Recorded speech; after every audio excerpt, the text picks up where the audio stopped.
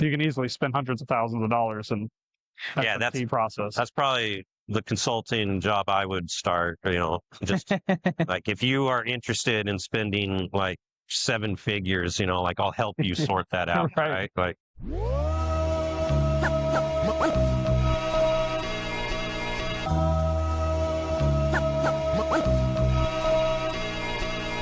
Welcome to the Decode Podcast with Elias Malfovan, Daniel Stanfill, and Sean Kincaid.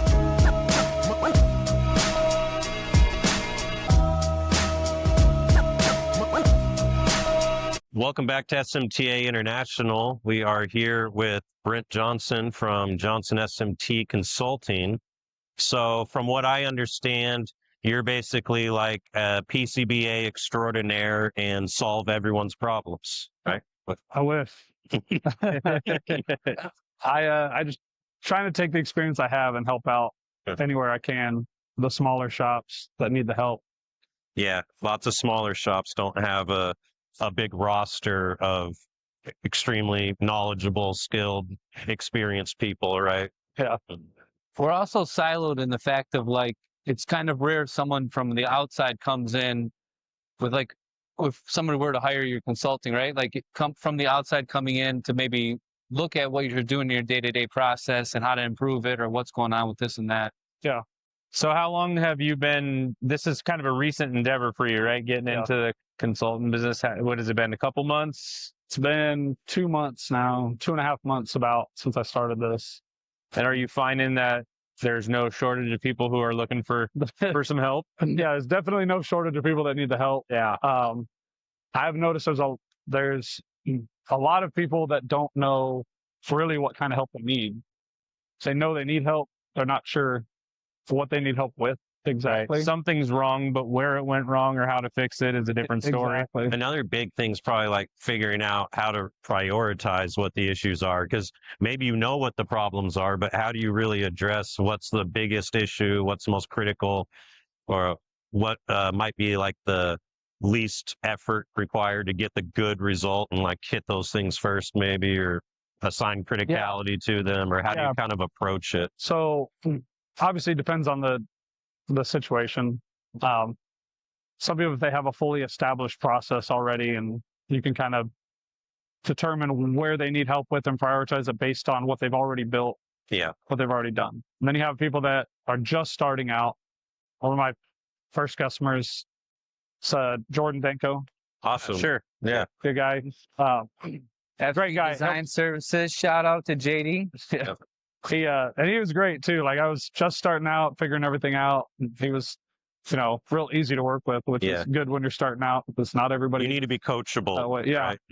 Yeah. And he's been great, but he's just starting everything out. He's great with design, but the priority for him was a lot different. Like trying to figure out exactly where we can improve what he's doing, without, blowing a budget and going, you can easily spend hundreds of thousands of dollars in SMT process. That's probably the consulting job I would start, just like if you are interested in spending like 7 figures, like I'll help you sort that out, right? Like, if you got $2 million or more to spend, and my job's easy. That's right. That's right. I do have a question for you. Yeah. And I'm curious, and if you don't know the answer because I'm not showing you any of the pictures or anything like that, it's completely fine.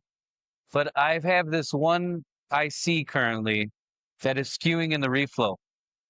And when we looked at the stencil, what was it? It was rated for like a 6, a 5 point. It's like a 0.6 millimeter pitch IC. It's nothing crazy from a printability standpoint. 5 mil stencil. But we were like, if you look at like the data, if you look sheet, at 75/25, 6 mils is kind of where. So I'm already under volume in that aspect, as well as there was a window pane in there, right? As well for the ground plane, yeah. So I'm at like 49% overall reduction, and I'm still skewing.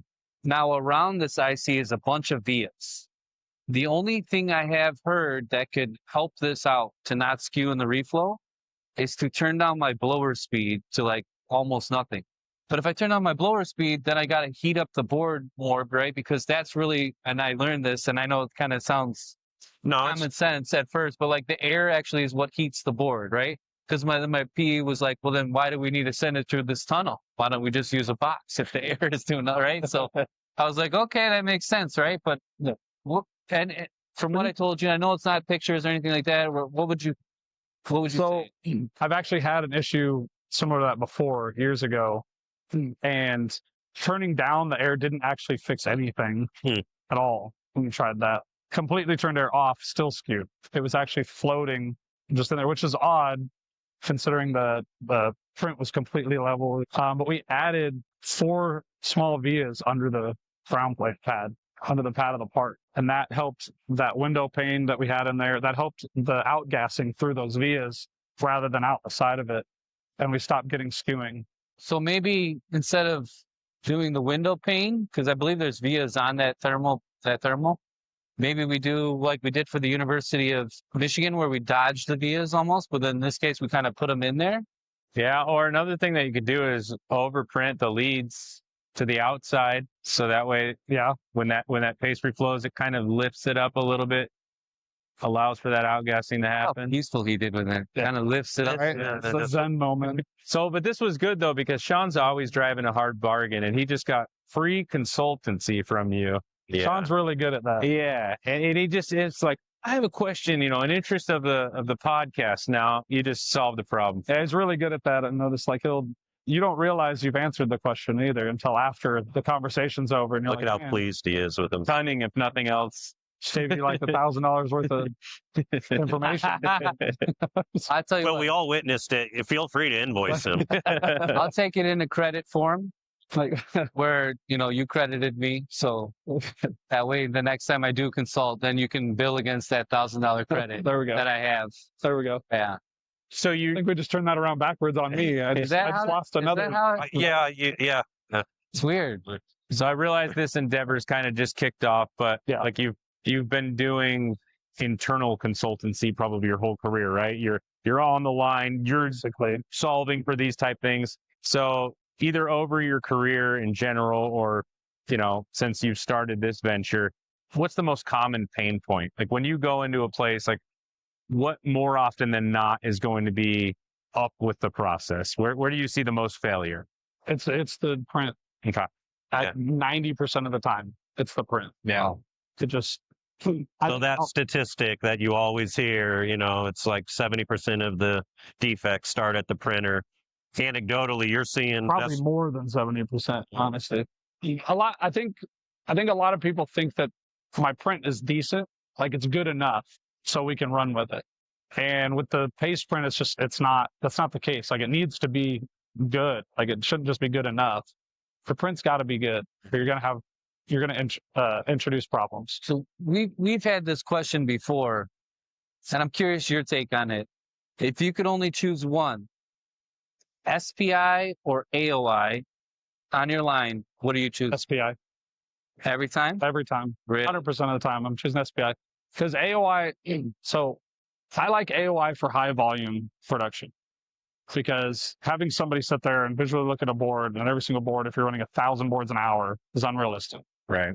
You need a machine for that. If you're running 100 boards, even in 100 a day, even, you can visually look at those boards. I know what's wrong. But I would take the SPI 100% of the time over there. And what do you do with that data the most? Like if you've seen something at your SPI, what would you try to dial in better?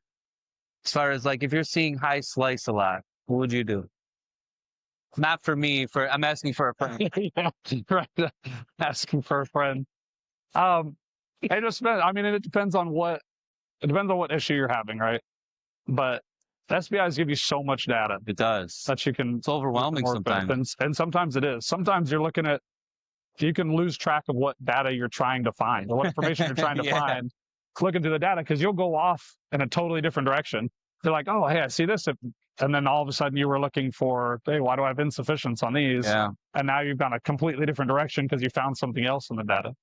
Well, too, like, I don't know how possible it is with every SPI, but the one I was using that for the DOE I was running was like, when we were doing these smaller components, we needed to change the actual tolerance for that smaller one versus a bigger one because of transfer efficiency and area ratio, right? Like I'm gonna get different volumes for different stuff, right? So, you know, it's almost like it needs to be segregated too, as far as like More localized. exactly, right? Well, I Yeah, think another common mistake that I see people making with SPI is they're inputting their paste Gerber as they got, you know, in the raw format rather than inputting the stencil Gerber, right? Yeah. So if you've made reductions or any modifications to the volume of the paste, now If you've intentionally reduced it, contaminated but your the data. but the data, Yeah. the machine isn't looking for that reduction right, by your own design, you're now going to get insufficient. yeah, Yeah. Actually, a prime example of that is the first stencil I reached out to you on to have us work on was a board, and I thought we had different sized apertures for the same components. It turned out we did. And you guys were able to find that, fix it, yeah, send me the new Gerbers, and we didn't upload the Gerber from the stencil yeah. at first. And so it went in, and A lot it of was red like, lights. it's like excessive over here, but insufficient right next to it. And we were like, how's that even possible? Like, Yeah. what is going on? So that's a prime example of doing that. And you'll miss that step. If it's something you've all run for a long time, sometimes you'll miss that. You make changes, then you'll be running it. You might run it for days or weeks. Or like, we're having a lot of failures all of a sudden, Right. but they're not real. And that's another thing is like false calls is determining if the SPI is giving you the right information. So you programmed it correctly. I had one customer that had their thickness of their board was put in at 1 millimeter. So your board, it's a 6-layer board. It's not 1 millimeter for sure. 162. So, right? so every single board was failing SPI, and they were looking at it under everything, and they had a second line, second SPI. They put it on that SPI for the other thing, and they're like, "Oh, everything's passing." It was programmed with the right board It was thickness. programmed with the right board thickness. Imagine that. So you can lose so much time too, and you know, especially if you're not one of those like high volume shops stuff, like you can lose a couple of days troubleshooting something as simple as that. And that can just kill you. Yeah. Yeah. It's interesting to hear you mention printing as it's not atypical, Oh, was that right? interesting to you? Well, we've heard this before, right? But I think looking at printing holistically rather, because people think like printing, okay, stencils, all right? The stencil's bad if my print's not good. There's Always. so much more to printing, right? Than it's what you do with the tools you have, and the screen printer setup is. We've learned how important that is. What's crazy is how many firsthand doing people some actually studies. underappreciate it, though, right? You'll talk to Yeah. some people and they're like, I mean, what do you have? How many variables are there really, right? You just, the squeegee comes down, wipes it across, but Yeah, I there's a don't, lot I to don't it. use support pins or support plates at all. Yeah, no one would ever say that. Yeah, I mean that would be just atrocious. I have proof of the POs now. Okay, So- Producer Paul, can you cut that clip in No, I'll leave it. here? Oh, that'd be great. Yeah. Yeah, solid. Yeah. With the magnetic pins, it's super dangerous to put underneath a double-sided assembly. You know, we don't do it. I don't do it. It's just too dangerous. But and so now you're. So what do you do in lieu of? Yeah, what do you mean? I run it. You with don't support it? Yeah. 100%. What? Yeah. What?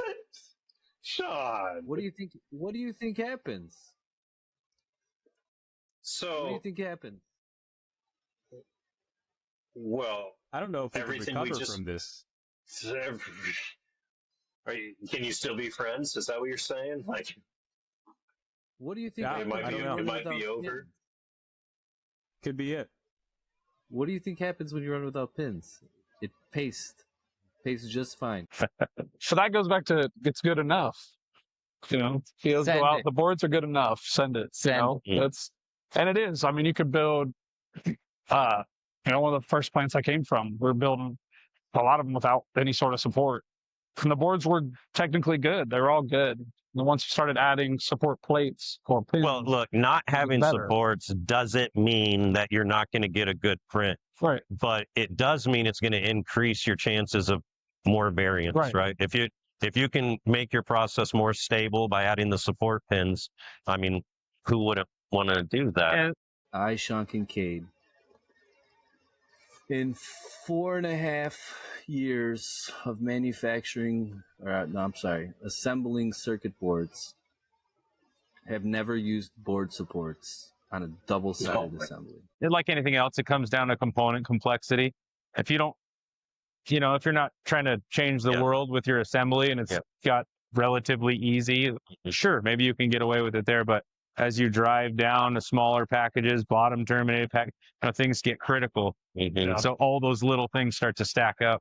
Yeah, thinner boards, thicker boards. I've seen some really thick boards that there's really no need for support because the board's so thick, it's not going to flex. Yeah. We had a 25-layer board. She ain't moving. Probably rigid enough. So, I don't think you need support for that one. 4 or 6-layer board. It's even just to be safe. Yeah.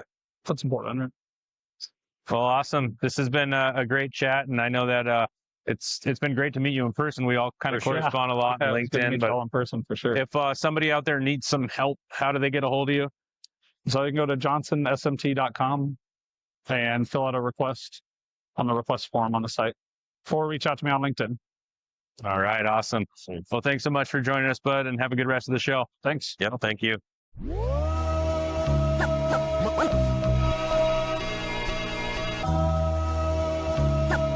What?